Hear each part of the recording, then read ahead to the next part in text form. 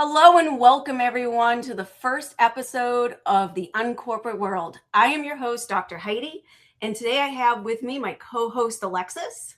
Hi. And we have the wonderful, beautiful, talented Mel Gillespie with us today. She is the executive director of Mellow Musical, so we are just so honored that she was able to be our first and christening guest for the Uncorporate World. I feel truly honored, and I genuinely didn't know that I was the first. So thank you. I'm privileged. Well, I didn't want to make you too nervous by saying it early on. Thank you. So Mel, just tell us a little bit about you. How did you start Mellow Musical? Like what began all this? Yeah, it's a great question, and it goes way back. I suppose I'd have to go back to my childhood. I grew up, if you can't tell by my accent, in Brooklyn. No, I'm joking. In Dublin, Ireland, and my father was an entertainer back there. So we grew up in theatre. We grew up in the wings of theatres, and just was always something that I felt very comfortable with. The performing arts. Loved being backstage, watching from that perspective, and I think it grew with me. That passion for entertaining and performing and giving an audience something to take home with them, whether it's a laugh, whether it's the vehicle for a difficult conversation, whatever it looks like. I just loved the idea of offering something from the stage to an audience. So fast forward then, I'm 16. I moved to the United States with my family. My father was working over here with the fabulous Frank Sinatra, little name drop. Yeah, so that was amazing and surreal. And I went to high school. I was down in Jupiter, Florida, and there wasn't much of a theater scene in high school. But we were blessed that we had the Burt Reynolds Institute for Theatre Training, which was known as BRIT. And I became a Youth Actor Guild member and just picked up my passion for theater again. Fast forward, moved to Boston, got my theater degree in Emerson College, and did the acting thing for a while, and then got married, had kids, and realized I needed an actual income to support a family. So the dream to, traipse around the country, world, trying to do the whole acting thing was a little bit unrealistic. But I ended up taking what I love, which is theater, and the other thing I love, which is children, and I literally just started teaching drama classes locally in the community, not realizing how much people would enjoy it and how many kids would not just have fun, but need it. I realized that it was actually a vital outlet for kids. And I think that fueled me to continue growing. The theater classes, then we added improv, we soon added musical theater. And before I knew it, I had to hire directors and choreographers and stage managers and all the people who are specialized in those areres, whereas I could dabble in them all, but I needed people to really focus, be in their lane so that we could make it grow. So we're 15 years going, although I've been teaching a lot longer than that, but officially we're 15 years going. And I just couldn't imagine doing anything else. It's really interesting you say that, Mel. Like one of the things that I think about when you tell your story is you took your passion, you turned it into something, but then you brought it back down to the reality that a lot of us face is we got to pay the bills, we got to take care of our families. And, that must have been a little bit of a challenge for you to kind of go from more of the arts of it to more of the business side of it. And we'd love to just hear a little bit about like how you made that transition over to the business side, because there's so many people out there, whether it be arts to business or some, that people are in one path and they want to go to a different path and they don't even know where to begin. Like, how do you start making those changes? It's a question that's really hard to answer because when you're in it, you just do it.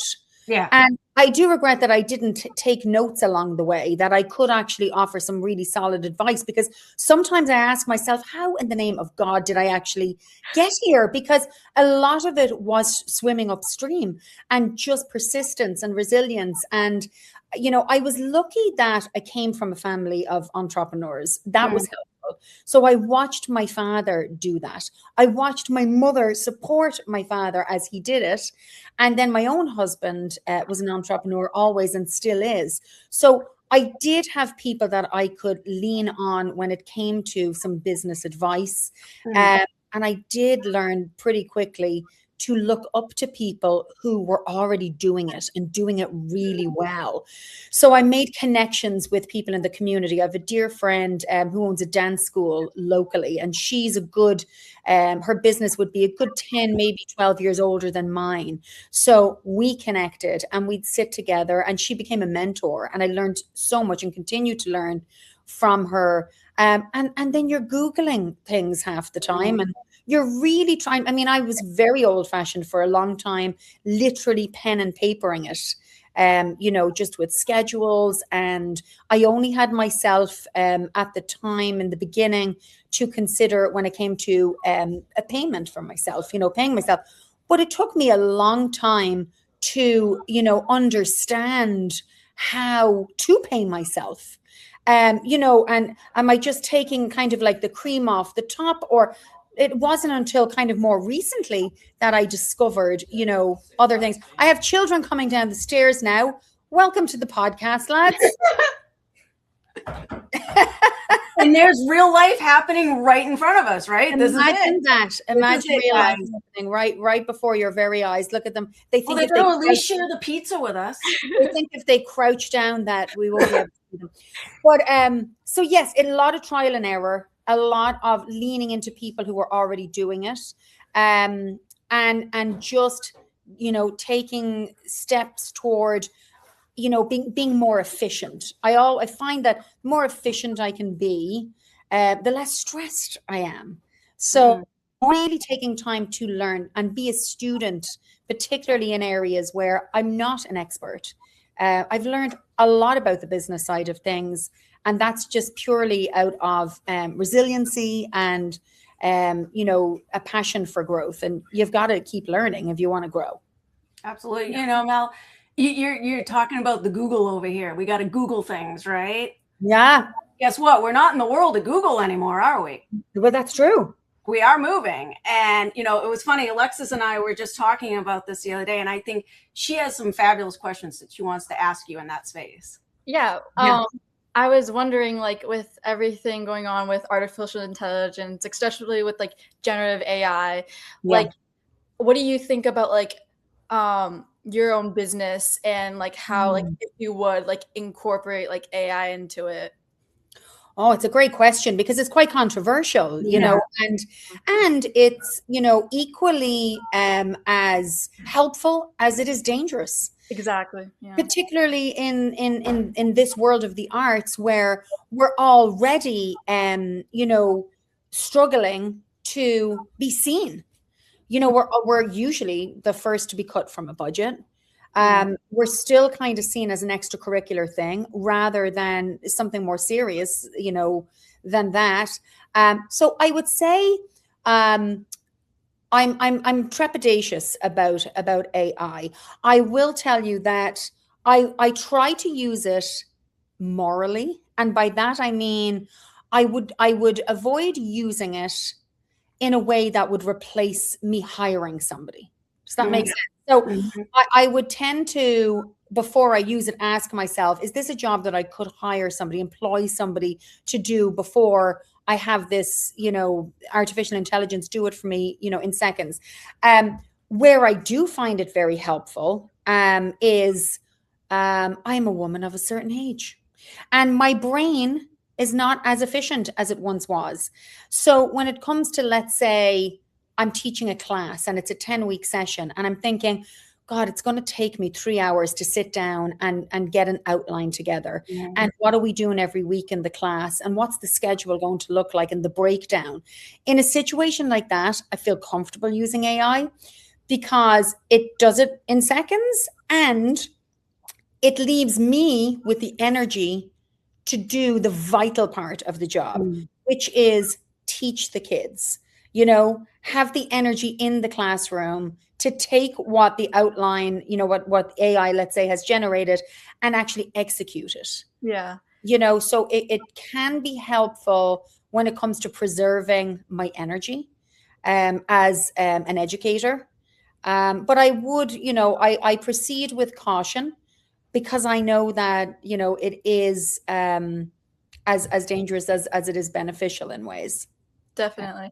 I think with like, I know like even my own parents, like they're starting to worry about like AI taking over jobs. I definitely think being like an educator, especially like in arts, that's like not something that AI can like easily replace. And I was even wondering like since you've been doing your business for so long, has there been any like lessons you've learned as both like a teacher, but like also an entrepreneur? Yeah, I mean, I've learned so many because I'll tell you, there are no better teachers than students. And you know, out of the mouths of babes, as they say, they let you know if you're doing a good job or not. They keep you on your toes, and I do appreciate that. You know, as an educator, I suppose, I have learned that kids are not looking for perfection when they come into the arts, and I love that. They're, you know, especially if you're providing the right environment for them, they're looking for a way to express themselves. They're looking for a way to have fun. They're looking for a way to be seen in a way that they're not seen off stage. I've had several situations where I've had a child, especially, come into an improv class and they're on fire. The quick whips and the character switch up, and you know, just so good at it. And I will hear from a teacher, you know, because sometimes I'll go into the school system and actually teach improv, like say for a 5th grade workshop, and teachers will come and watch the final presentation. And I had a teacher come to me once and say, this is a totally different side to this kid. This kid sits in the back of my class, doesn't do well academically, always seems to be isolated, and yet is the shining star when it comes to improv. It's like, you know, different sides of the brain, and just introducing kids to an environment where they can be something other than what, you know, everywhere else in their life is asking them to be. So I'd say I love that imperfection kind of aspect of theater, where when they come in, is the first thing I say to them, we're not looking for perfection. We're looking for progress, maybe, but not perfection. As an entrepreneur, God, I've learned a lot of things. I think the thing that I probably learned the most is the importance and the, oh my God, the brilliance of delegating. And it's something that took me forever to do in the beginning. Nope, I can't hand this over to anyone because, and this is type A personality, you know, as well. It's like, nope, I'm the only one who can do it, and I'll do it better and I'll do it faster. And then suddenly you realize that, hold on, you've got these 10 different things that you're trying to achieve. What if you were to focus on 2 of them and then bring in people who are really good at those other 8 things? And suddenly that relief and that liberation and seeing everything getting done without being strung out and burning the candle, you know, or burning the wick at both ends. What's that saying? Burning, anyway, setting the candle on fire. Setting everything on fire. On fire. Yeah. So, you know, I've learned so much about both being an educator and an entrepreneur, and I will never be done learning. There'll always be things to learn. Yeah. You know, it's funny you talk about the delegation part. I think that's something we all struggle with. I know it's something I struggle with, but you're right. It's like once you make that leap and you trust someone else to get it done for you and you get that off your shoulders, it's like setting up a whole new line of boundaries for yourself. And it really does. It is a game changer. It really is. But game changer. It is so challenging. You know what I'm wondering is, you're working with the arts, and as you even said, it's a different side of the brain, right? Yep. And then you have the business people who are working over here, different side of the brain, right? Yep. So now you've got a business that's really meshing this, and everyone has important thoughts about how things are going to get done and Yep. how to make the final product execute. But then you might have someone saying, oh, the budget. And then over here you have someone saying, but the lighting has to happen this way. And Yep. how do you balance that? How do you Yeah. know, work with those two conflicting kind of viewpoints and try to make it all happen? It was the biggest thing, biggest change for me, because what I didn't say earlier was that I started out as a for-profit business and then eventually became a nonprofit, which of course, two totally different types of businesses. Yeah. And the biggest change for me was, first of all, bringing on a board and having a minimum of 3. I think we have 5 members at the moment, and each of them have an opinion and obviously are there for the better of the company, of the organization. But it's bringing a lot of different opinions into a room. Then you've got your staff as well, and someone thinks some way. And for every production that we do, you'll have a director talking to a technical director about the set, and, well, I want it to look this way. And then the technical director might say, yeah, but if we do it that way, it won't fit that way. And they'll say, yeah, but if we don't do it that way, then I don't get that effect. And so, yeah, it's like you're talking about a friction that can happen amongst, staff or, board members. I think, although that took me a while to get used to, because I was always the one calling the shots. I was my own boss, so I didn't really have to answer to anyone or involve anyone else in a conversation or a decision. I think because I am so grateful for the support I have now with a board and staff, I've become a better listener. And you have to zip that for a minute and sit back and listen to all perspectives, trusting that everybody is there for the same goal. And if they're not, they can't be in your organization. And that's just the bottom line. And I've learned that as well. I've had to let people go because sometimes I've found out that that's not their goal at the end of the day. So trusting that the staff have the same goal as I do in mind, which is a supportive, inclusive program for the kids, for the families, a happy, healthy, safe environment for the staff. Knowing that they all have that in mind, it is worth listening before we decide what we're going to do. So I would say that's probably the biggest thing, is listening, and also treating my staff more from the angle of working with me rather than for me. I have a staff member and I love her to bits, and she continuously introduces me as her boss. And I kind of have this visceral reaction. I don't love it because I boss is synonymous with bossiness and superiority and things that I just don't bring into my organization. I feel like we're more of, a work together than a work for situation. And even things that we have brought to each other's attention that seem overwhelming and unmanageable and unclimbable, we've always come to a conclusion that works for everybody at the end of the day. And it does come down to listening and also relinquishing some control, because also with type A personality comes controlling nature. So, you have to also learn to step back and say, hold on. Yes, you started the business. Yes, this is your baby. But guess what? This other person and what they're saying might be what's best for them. And you might have to be wrong this time. And that's okay, because it's going to make the organization better and stronger. And that's the bottom line at the end of the day. You drive so many important points home. And you know what really concerns me? And Alexis, you might have something to add to this. Mm-hmm. What concerns me so much is all the skill sets you're mentioning that people really do need to be successful in their business are the skill sets that I am nervous that today's generation are losing because of all the social media, because of the doom scrolling, because of all of these things happening.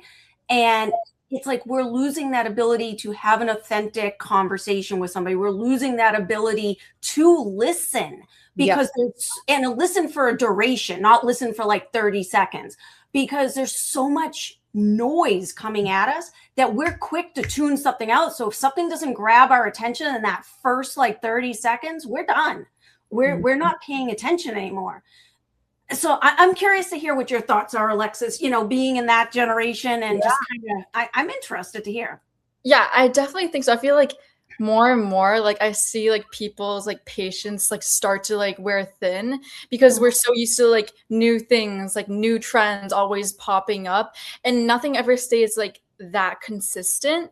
And so especially with like leadership and like teamwork, I especially feel like in like schools we're starting to like lack like leadership opportunities or like teamwork, like these different like experiences that can help us like be better listeners and like really have like everyone contribute to an idea.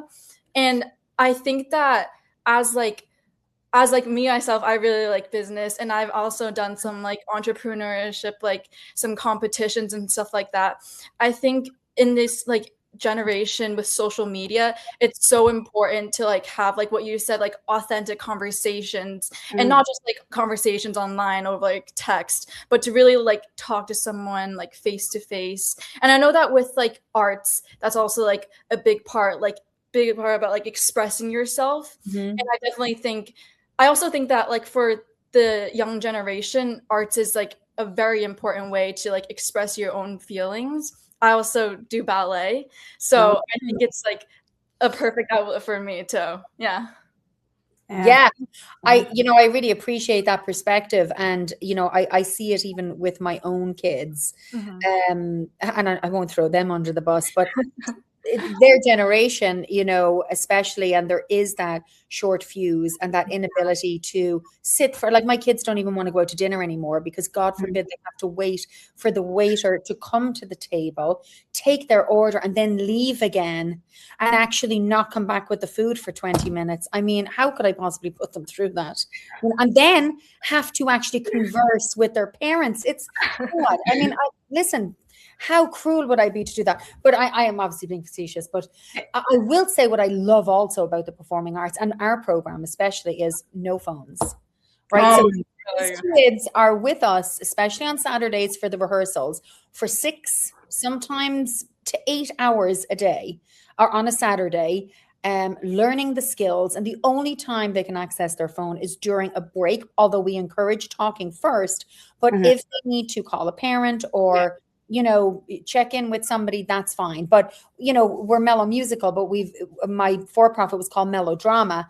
And I'm going to go back to that name actually. So that's a whole other thing that I have to do. But we used to say, and it was we call her the fairy godmother. She's actually a child therapist who's on our team, and she helps the kids with social emotional things. She's awesome. And her slogan was, she'd have like a shoebox with a big slit in it. And when the kids come in, they have to put their phones into this shoebox. And the shoebox says, "This is melodrama, not cellodrama." I mean, total cheeseball, but the kids then learn, okay, this is a place that I get to come to and practice those skills that I'm really not getting to practice in other places, hopefully in school, but we all know that kids have access to their phones in school. And I mean, we parents are, the first to blame for that. I know we could say, well, teachers shouldn't be letting them have their phones. We shouldn't be letting them bring their phones to school. Starts with us. But so I love in the performing arts, and like you said as well, Alexis, ballet, like you don't have your phone on you when you're in there practicing. So again, it is a vital outlet, in my opinion, not some fun extracurricular after school activity. It offers a much more vital education than that. I agree with you on that respect, Mel, and I've seen it through the research I've done and everything, is the brain development, even from as early on as preschool all the way up as you become adult, the development and the need for developing both sides of the brain and what that's going to give them in the future for their jobs, their creativity, their innovation, and any sort of field that they're going to work in. But the first thing to always go in the school systems is cut the drama program, cut the music program, cut this. And it is so frustrating, even as a parent myself, to see these things going by the wayside. And I mean, I'm fortunate enough that I do understand the importance of it. So I seek it out in other avenues. So I'm like, fine, if our school's not going to provide it, I will find it other places. But not all parents will. does not all parents know to do that, nor do all parents have the resources and ability to be able to do that. And that's a huge challenge. And I think that is something that you're giving back to the community too through your nonprofit, because if it's cut and parents are looking for something, there's a resource available to them. Yes. And we are, like, another reason that I'm so fueled to do what I do is our scholarship program, right? So we find the kids, or they find us, who come from lower income families who would not be able to afford the programming. And we've also paired up with other awesome nonprofits who provide scholarships for some kids to come to us as well. So the goal is for us to become more, like, to be more accessible, especially to those kids whose parents may not know to look and find us, or if they might find us and say, oh, I can't afford that. So, that's a huge part of why I am continuing to expand and find ways to bring in more funding, because, back to, the financial side of things, there are some grants that are no longer available to us in this day and age. We don't have to get into all of that, but they're just not there for us at this time. And I believe, and I'm hopeful that we will, get those opportunities back. But until then, we have to rely on private donors and grants that are still out there for the arts, so that we can continue doing what we do and, bring kids in and offer this program to them. We work with a local middle school, and this was a great little venture that we started a couple of years ago by pure accident. I went to see a play at a local middle school, and when I walked in, I thought, this is a lovely little theater. I wouldn't have even known it was here on my doorstep, only to find out that after the show that we had seen, they were just going to cease their theater program. It was run by teachers who put their best foot forward, but they were exhausted from a full day of teaching. They were not, being compensated for their time afterwards to be, run an after school theater program. And there were some behavioral issues as well. And it's a school in a lower funded part of the city I live in. So, of course, everything just closed, and that was it. They were like, no, we're not going to do a theater program. We'll just use the theater for, band and whatever else. So at the time, we were also renting various facilities around the place, and it was a huge cost to us to rent production spaces. So I approached the lovely principal there, who has been such a guiding light for us. And I approached the assistant superintendent, who was a theater gal herself, which was perfect. Because it's hard to explain to someone who doesn't know theater how vital it is, because it sounds wishy-washy. Anyway, I sat down with them both, and we proposed the idea of us bringing our teachers into their school, offering those kids an after-school program, like at a pretty professional level, in exchange for us being able to use their theater space for our private shows within Mel Musical. And we're going on 2 years with them now. And these kids, they have grown exponentially from their first audition, where they were kind of not even showing up for rehearsals. And my production manager, Bree, who runs the program over there, has taught them a multitude. And I will say this till I'm blue in the face. The skills that you learn, similarly to a sport, right? The skills that you learn in theater on a stage, you will use off stage. And they will always be an advantage to you, because it teaches reliability, punctuality, teamwork, showing up for one another, stepping back to let somebody else shine, stepping forward when somebody needs you to lead. The skills are, again, I will use the word vital, because it is vital. Yeah, absolutely. Yeah. Wow. So, Alexis, do you have any other questions you'd like to ask Mel?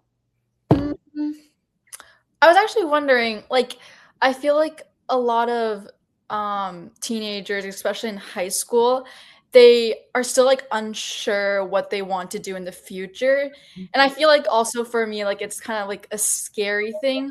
But I was wondering, when like you were around like my age as like a 17-year-old, did you always know what you wanted to do in the future? Like, did you always have like a clear path, or? No. to be quite honest. I certainly didn't have a clear path. And I would say to you, Alexis, I think that there's far too much pressure on young kids. You know, I do feel there's too much pressure, because the only way you will find out what you're supposed to do in this world and what you're meant for is by living for many, many years and experiencing many, many things and failing at tons of things so that you can learn from those failures. You cannot possibly, I'm sure there's a study, and I'm going to make up a percentage of the Mel Gillespie study that says that 92% of people who go to college for a certain degree probably don't end up using it. So, I'm a computer science person. Didn't you know? Oh, well, I mean, there is nothing that you have learned that you are not using. I am positive, because I have never met. Not to the full extent. Not to the full extent. I've never more ambidextrous, well-rounded human as yourself.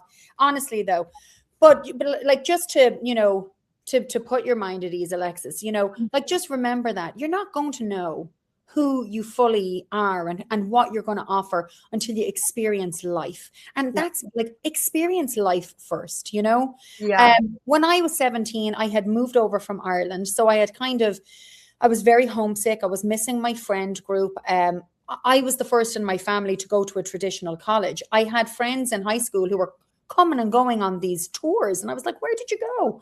And they're like, I went on a college tour. And I'm like, is it like, do we get on a bus and where do I sign up to do that? And they're like, no, your parents do it. And I was like, we didn't know any of that.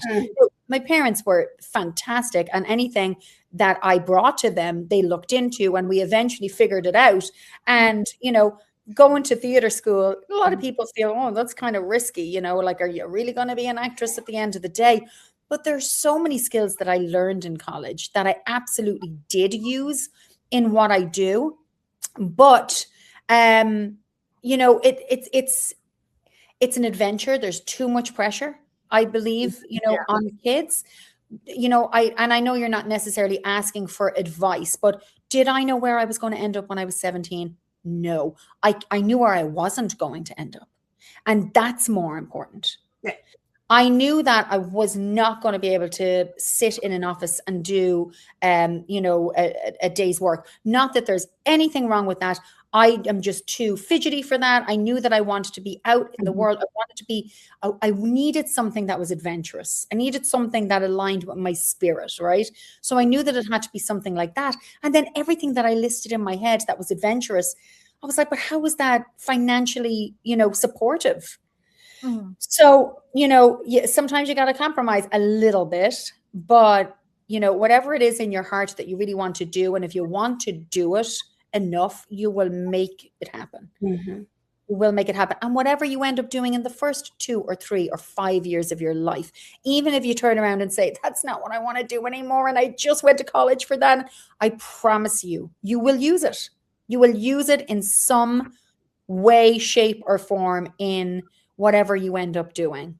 So, you know, just take a deep breath and trust that you will end up where you need to be when you need to be there. Yeah, that's very comforting. Yeah. I know, like, a lot of my peers, like, were also stressed about, like, college, SAT, all those applications. But I think your words, the very wise words. I think that even, like, if I go to college undecided, I think, yeah, definitely those experience will always help. And Alexis, let me tell you something from a personal perspective, and I know that he won't mind me sharing this, but don't ever let it cost your mental health, right? I have a child the same age as you who put in a pretty horrific year last year with mental health, and it was all triggered by starting out in junior year and hearing, well, you're supposed to be doing this and you're supposed to be doing that, and your GPA needs to be this, and you need to have at least 3 college tours under your belt before this month. And then, oh, Billy is after going to this college and she's gone to visit this one and I haven't done one yet. And he ended up having to get some serious help as a result of the absolute trauma that the pressure created for him. And I will tell you, there is nothing is worth putting yourself through that. Everything will work out, and you don't have to be as fast as the other person ahead of you. Nope. You know, you just stay in your lane and you keep your blinders on and you do what works for you. You don't go at the pace of anybody else. And don't be afraid to change course either. You're going to try something, you may not like it. You're going to try something else, you may not like it. I thought I was going to be a professional tennis player. Then I thought I was going to be a veterinarian. I love that. So, I mean, you know, it's okay. It's what we do in those pivotal moments that really matters, Alexis. It's not so much that they're happening, it's how we handle them. And, you know, just recognizing that, okay, if one door shuts, that doesn't mean life is over and everything just fell apart. It just means, okay, it might take you a bit, but you dust yourself off and you kind of figure out, okay, where's my path leading to now? It's not over. It's just going down a different road. I love that. And you get to that new place and you go, oh, yeah, oh my gosh, that's why that door closed. Because if it hadn't, I wouldn't be here. Absolutely. 100%. Yeah. So Mel, tell us. If we could talk to our younger selves. I know, right? Yeah. Well, what we tell them, right? Yeah. So Mel, tell us, what's next for Mellow Musical? What do you see happening in the next year or so for the organization? I'm so excited. I really am. I'm very excited because I feel like I'm finally in a place where we're starting to get more recognition. I feel like 2026 for me is a networking year. I'm already getting out into the community more, making connections, letting people know what we do, inviting people into our space to see the value of what we offer. And I suppose the ultimate goal, the ultimate goal that may not happen this year or next year, but is to have our own theater space. Just one roof under which we can do everything. And although I love our situation at the moment, it would be lovely to not have to go from rehearsal venue to production venue. And there's so much pulling and dragging. People come and see the shows and they just see the spectacle of the musical and they're like, oh, it's so fun and glamorous and shiny. And I'm like, if you had seen us at the U-Haul truck trying to haul everything into it, granted, I don't lift a whole lot, but that's a back issue that we don't have to get into. But the amount of work involved in us filling up that U-Haul from our rehearsal space over to the production venue, and then you have to strike the whole thing after the show, so there's so much involved in that. So getting our own space would be absolutely like the dream come true, the icing on the cake. And it's what I'm always working toward. But also just continuing to make our program accessible to everyone. Whether you're a child who wants to perform or whether you're a kid who wants to be in the background running the spotlight, just for it to be a safe space where kids can come and feel like they belong and feel like they are supported and seen and heard and celebrated for who they are, that will always drive me forward. Yeah. Well, thank you. That's an amazing, amazing goal for you to be working towards. And, one last thing. Yeah. You mentioned networking. I have to go back to that. Yes. I feel like that is where I hang my hat and what I feel like I'm constantly explaining to my students and everything. And the people that I talk to, I'm like, you got to get out there. You got to network, whether it's for your business, whether it's for a job, whether it's just to make connections for who knows what's going to come down the line and when you might need somebody. Yep. But the importance of those networks and maintaining those relationships with people is so fundamental. And I find that a lot of this generation, and I know this goes back to what we were talking about earlier in the podcast, people really struggle with putting themselves out there and networking and having those authentic conversations. A lot of times they don't even know how to begin a lot of them don't even know how to say hello to somebody. Like, how do you even start that conversation? And that's challenging. That it's very challenging. And then you've got people who have genuine social anxiety, which is really tricky then to get out into a crowd and try to introduce yourself. And maybe this is an area where delegation comes into play, where you have someone in your organization who prefers that kind of, that's their jam to get out into, maybe it doesn't have to necessarily be the founder. I do it because it is my jam personally. Now, having said that, do I love going in and slapping a badge with my name on it and walking around to every Tom, Dick, and Harry and, trying to vie for someone's attention and tell them who I am in the space. It's like speed dating, like speed networking. I don't love it. But I've yet to walk away from some sort of a networking event without saying, I'm after making at least one contact. Yeah. You know? And that one contact can make all the difference. So it is worth, you know, pushing through that discomfort and also realizing that a lot of other people in the room feel the same way. You know? Yeah. We're like, it's not a room full of, you know, people who are comfortable being social and networking, and, you know, so understanding that as well. But it's a huge part of growth and success, and just keeping yourself out there and meeting the new people. And like you said, continuing the relationships is huge as well. Absolutely. Well, you know, thank you, Mel. We so greatly appreciate your time and coming on here and just being part of the podcast. And thank you again for everything. We really appreciate you. Well, look, it has been an honor and a privilege. Heidi and Alexis, thank you so much for having me. And if anyone wants to learn anything about Mellow Musical, you can find us at mellomusical.org, or you can email me at mel@mellowmusical.org. So it's nice and simple and straightforward. Yes. And if anyone has any questions for Mel, I highly encourage you reach out, because she's just an amazing individual to connect with and get to know in your network. Thanks, Heidi. It was so nice being here, guys. And I wish you the very best of success with the podcast. Thank you so much, Mel. Yeah. Bye.